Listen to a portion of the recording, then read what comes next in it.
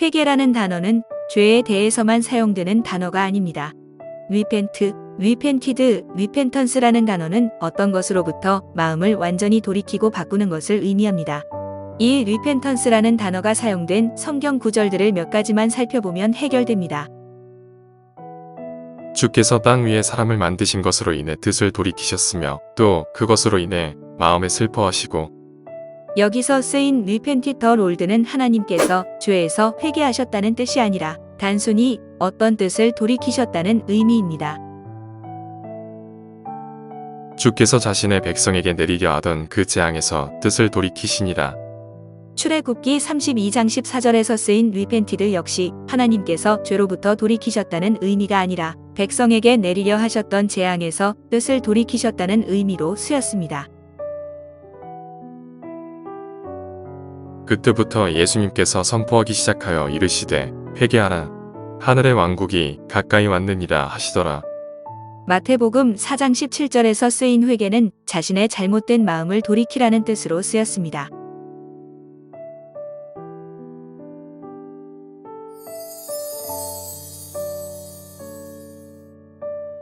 성경에서 자백의 의미는 죄를 자백하거나 또는 어떤 상태를 시인하거나 고백하는 것입니다. 그리스도인들에게 이 자백은 자신의 죄들과 상태를 자백하는 것은 물론 하나님의 말씀을 읽고 묵상하며 절대 사실인 것을 시인하는 것 역시 자백에 포함됩니다. 또 모든 혀가 예수 그리스도는 주시라고 시인하여 하나님 아버지께 영광을 돌리게 하셨느니라. 예수 그리스도를 주시라고 시인하는 것도 성경이 말하는 자백입니다.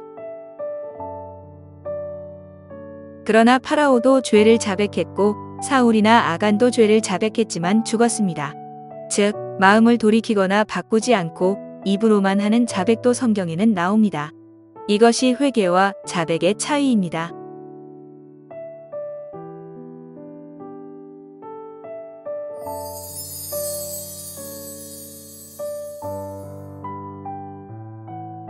죄인들이 구원을 받으려면 반드시 마음을 돌이키고 바꾸는 것이 필요합니다. 하나님 앞에 자신이 죄인인 것을 인정하고 악한 세상과 마귀로부터 돌아서서 하나님께로 완전히 마음을 돌이키고 바꾸는 것. 즉, 생명에 이르는 회개가 없이는 복음을 믿고 거듭날 수가 없기 때문입니다.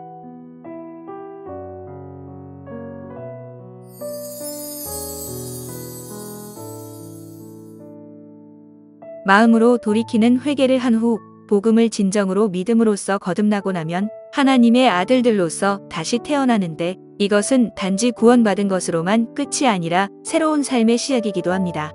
하나님의 아들들로서 새로 태어난 갓난 아기들이라면 반드시 말씀의 순수한 젖으로 자라가야만 합니다.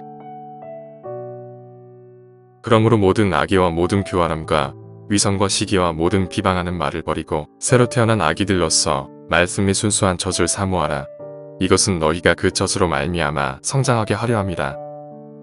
새로 태어나서 자라가다 보면 부모님의 마음에 들 때도 있지만 마음이 바뀌어서 집을 떠날 때도 있고 혹은 돌아올 때도 있을 것입니다.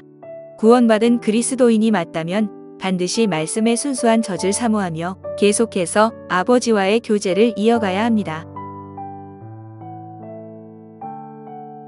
우리는 구원받은 하나님의 아들들일지라도 여전히 죄들에 속한 몸을 입고 있기 때문에 죄들이 나오고 죄를 지을 수 있습니다.